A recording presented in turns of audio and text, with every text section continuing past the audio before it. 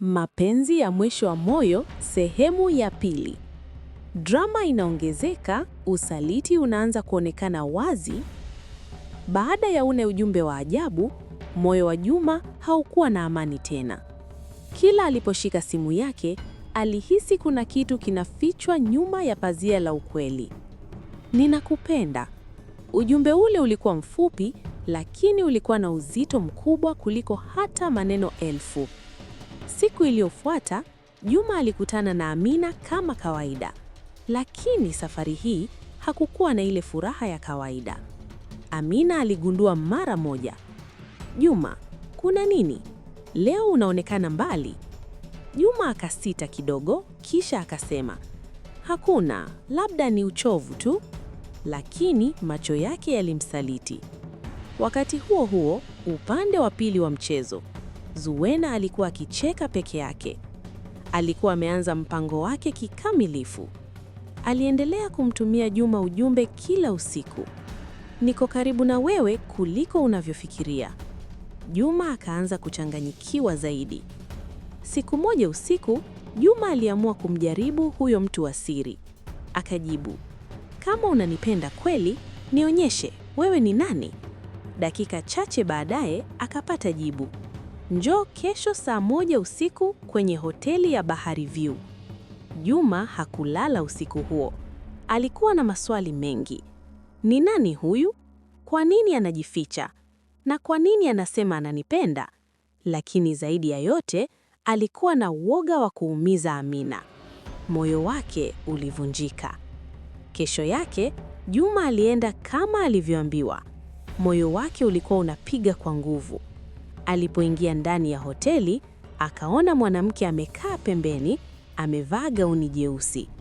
Alipoinua kichwa, alikuwa Zuwena. Juma alishtuka. Zuwena, wewe ndio? Zuwena akatabasamu kwa utulivu. Ndiyo Juma, nilichoka kujificha. Nimekuwa nikikupenda muda mrefu. Juma akahisi dunia inazunguka.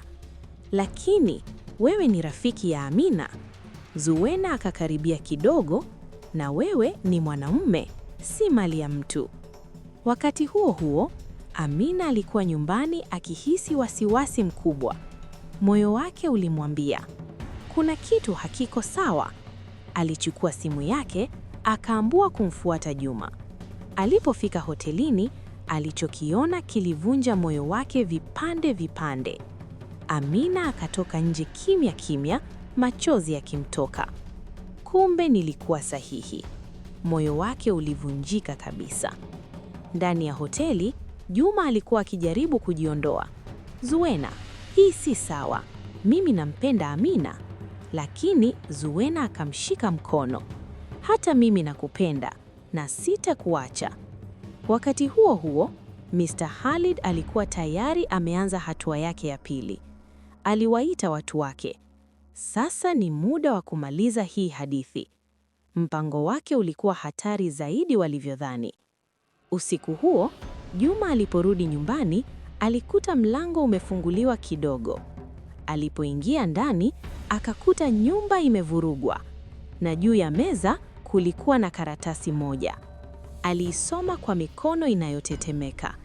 Achana na Amina au utajuta. Juma moyo wake uzidi kupiga kwa nguvu. Hii haikuwa tena mapenzi ya kawaida, ilikuwa vita. Mwisho wa part 2. Kama hii imekuwa kali zaidi na bado haijafika kilele, niambie. Endelea part 3. Sehemu inayofuata itakuwa na ukweli mkubwa kufichuka, kuvunjika kabisa kwa mapenzi, mpango wa kutekenywa au hatari kubwa, na maamuzi mazito ya Juma. Tuendelee.